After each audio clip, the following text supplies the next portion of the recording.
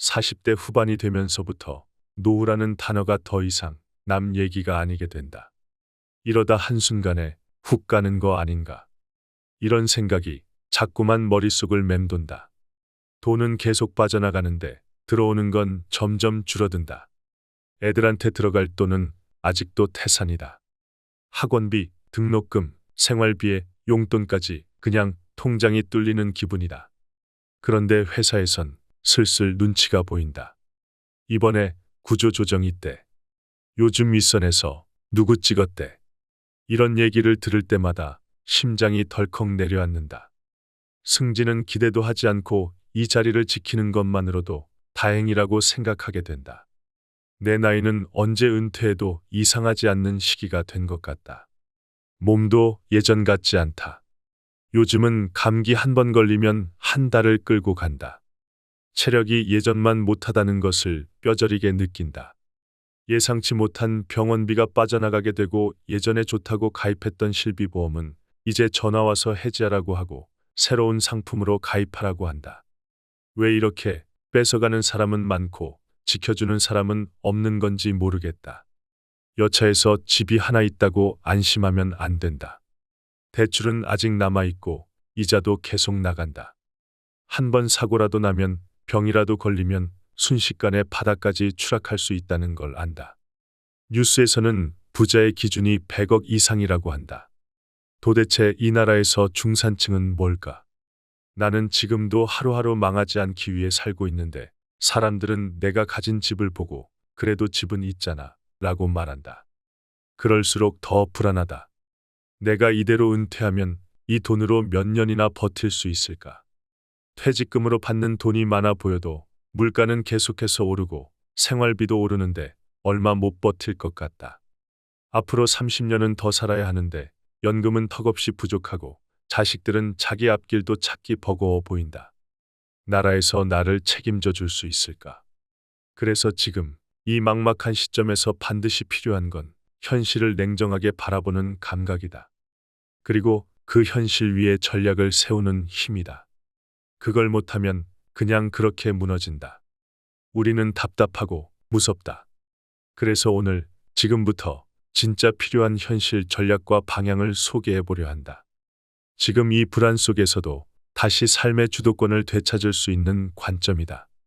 그렇다면 도대체 왜 우리는 여기까지 몰려온 걸까? 분명 이유가 있다. 하나씩 제대로 짚어보자. 첫째, 절제 없는 비교와 허영이 삶을 좀먹었기 때문이다. 예전엔 내가 가진 걸 어떻게 지킬까를 고민했다. 하지만 지금은 남들보다 뒤처지면 안 된다는 압박이 일상이 되어버렸다. 친구가 새 차를 뽑았다는 말에 괜히 마음이 불편해지고 자식이 어느 대학을 갔는지만으로 부모의 인생이 평가받는다. 최근 뉴스에선 평범한 사람이 생각하는 부자의 기준이 100억이라는 통계가 나왔다. 이쯤 되면 문제는 더 이상 돈이 아니다. 삶을 왜곡시키는 그 기준이 문제다. 아리스토텔레스는 말했다. 절제는 인간의 핵심 덕목이다. 절제란 단순히 소비를 줄이는 게 아니다. 진짜 나에게 필요한 것이 무엇인지 분별할 줄 아는 능력이다. 하지만 우리는 지금 그 능력을 잃었다. 허영에 중독되고 비교에 피로해진 정신이 먼저 무너졌다. 둘째, 준비 없이 달려온 지난 30년이 지금의 전략 공백을 만들었다. 20대, 30대, 40대까지 우리는 오로지 버티는 삶을 살았다. 일하느라 바빴고 아이 키우느라 정신 없었고 당장의 문제 해결에 급급했다. 그래서 미래에 대해 질문할 여유조차 없었다. 이 일이 끊기면 나는 뭘 하지? 나는 언제쯤 달리는 걸 멈추고 돌아볼 수 있을까? 나는 어떤 방식으로 늙어가고 싶은가? 아무도 이런 질문을 하지 않았다. 그러다 보니 지금 이 시점에서 삶이 갑자기 멈춘 것처럼 느껴지는 거다. 하지만 그건 갑자기가 아니다. 그 벼랑은 수십 년 전부터 천천히 다가오고 있었다. 그리고 지금 우리는 그 벼랑 끝에 서 있다. 아무 전략도 없이 그냥 흔들리고 있을 뿐이다. 셋째, 노후 비용은 기하급수적으로 늘어났지만 그에 맞는 구조는 전혀 준비되어 있지 않다. 지금은 모든 게 돈이다. 매달 나가는 생활비, 끊임없이 오르는 물가, 식비와 병원비는 멈추지 않는다. 예전엔 실비보험이 좋다고 전 국민에게 권하더니 이제는 전화로 해지하라고 한다. 그리고 또다시 새 상품을 권유한다. 보험료는 2배가 올랐고 국민건강보험은 300% 인상 이야기가 돈다. 10년 이상을 성실히 납부해도 막상 필요할 땐 혜택받기 어렵다. 여차하면 병원비만으로도 한 달 수입이 통째로 날아간다. 집 한 채 있다고 안심할 수도 없다. 대출이 남아있고 주택연금도 비싼 집일수록 유리한 구조다. 결국 가진 사람만 구조 안에 있고 대부분은 그 바깥에서 흔들린다. 문제는 이거다. 앞으로 30년을 더 살아야 하는데 그 30년을 버틸 현실적인 방어선이 없다. 퇴직금으로 2억 정도를 받고 자산이 6억 정도가 있다고 해도 지금처럼 병원 다니고 생활비를 지출하면 10년도 못 버틴다. 결국 연금은 부족하고 일자리는 없고 투자하기엔 늦었다. 구조는 그대로인데 개인만 무너진다. 그리고 이 상황은 지금 우리 모두에게 반복되고 있다.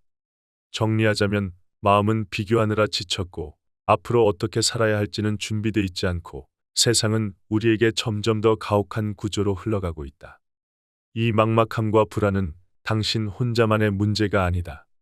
비교에 지치고 준비할 틈도 없이 여기까지 달려온 결과일 뿐이다. 퇴직이 가까워질수록 앞이 안 보이고 겁이 나는 건 당연하다. 하지만 가만히 있으면 상황은 더 나빠질 수밖에 없다.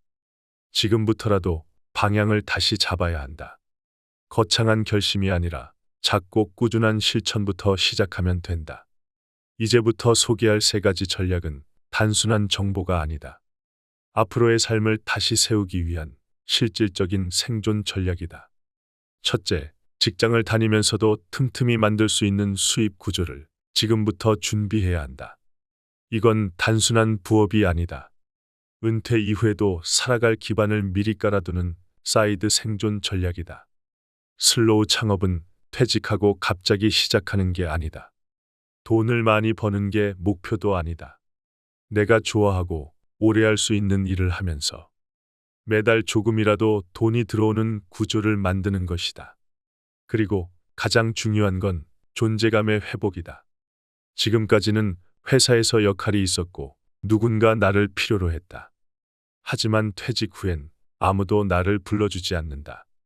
그 순간 나는 이제 쓸모없는 사람인가 하는 생각이 찾아오고 우울감은 깊어진다. 하지만 누군가 그거 좀 해주세요. 이번 달에도 부탁해요. 라는 말만 들어도 다시 자신감이 생긴다. 그래서 지금 직장을 다니면서도 일주일에 10시간에서 15시간이면 충분히 준비할 수 있다. 꾸준히 다듬으면 은퇴 이후 자연스럽게 본업으로 전환할 수 있다. 중요한 건 언젠가 해야지가 아니라 지금부터 시작한다는 감각이다. 예를 들어 회사에서 문서 작업을 잘한다면 퇴근 후 파워포인트나 워드 정리 도와주는 소소한 일부터 시작해 볼 수 있다. 몇만 원이라도 수익을 경험해 보는 것이 중요하다. 요리를 좋아한다면 주말에 반찬을 만들어 지인들에게 나눠주고 반응을 받아보자. 괜찮다는 피드백이 쌓이면 소규모 쿠킹 클래스나 레시피 콘텐츠로 확장할 수도 있다. 글쓰기를 좋아한다면 브런치나 블로그에 일주일에 한 편씩 올려보자. 1년이면 50편이 쌓이고 그걸 기반으로 글쓰기 워크숍이나 온라인 모임으로 확장할 수 있다. 강의나 코칭으로도 발전 가능하다. 지금 하는 일, 좋아하는 일, 누군가 필요로 하는 일이 만나는 포인트를 찾는 것이 핵심이다. 예를 들어 블로그에 50대 직장인의 현실을 담은 글을 쓰고 그걸 뉴스레터로 만들어 보자. 구독자가 100명만 되어도 소규모지만 반응을 얻을 수 있다. 그 관심을 바탕으로 작은 유료 구독이나 PDF 상품, 온라인 강의로도 자연스럽게 확장할 수 있다. 이런 방식으로 하나씩 수입 구조를 만들어두면 퇴직 이후에도 삶이 막막하지 않다. 무엇보다도 중요한 건 누군가 내 일을 기다리고 필요로 하고 있다는 그 감각이다. 존재감을 회복하면 돈보다 더 큰 자신감이 생긴다. 그리고 내가 살아있다는 느낌이 다시 찾아온다. 둘째, 건강은 인생에서 가장 중요한 기반이다. 아무리 돈이 많아도 건강을 잃으면 그 돈은 병원비로 다 빠져나간다. 건강은 100억보다 더 큰 자산이다. 몸이 아프면 일도 못하고 외출도 힘들고 밥조차 제대로 챙기기 어렵다. 치매, 중풍 같은 병은 나 하나만 아픈 게 아니라 가족의 삶 전체를 무너뜨릴 수 있다. 반대로 건강하면 삶이 달라진다.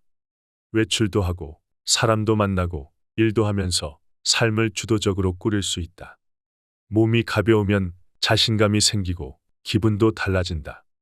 그래서 건강은 자존감과 의욕, 심지어 소득까지 연결되는 핵심이다. 그렇다면 어떻게 시작하면 좋을까? 거창한 운동이 아니라 매일 할 수 있는 작은 실천부터가 중요하다. 예를 들어 아침에 일어나 기지개 한번 켜고 식사 후 10분만 천천히 걸어보자. 퇴근 후 스트레칭 5분, 주말엔 가까운 공원 산책도 괜찮다. 유튜브에 시니어 홈트를 검색해서 하루 한 개의 영상을 따라해봐도 충분하다. 스마트워치가 없어도 달력에 스티커를 붙이며 운동한 날을 체크하는 것만으로도 충분히 동기부여가 된다. 이렇게 하루 10분만 움직여도 6개월 뒤엔 몸도 달라지고 기분도 달라진다.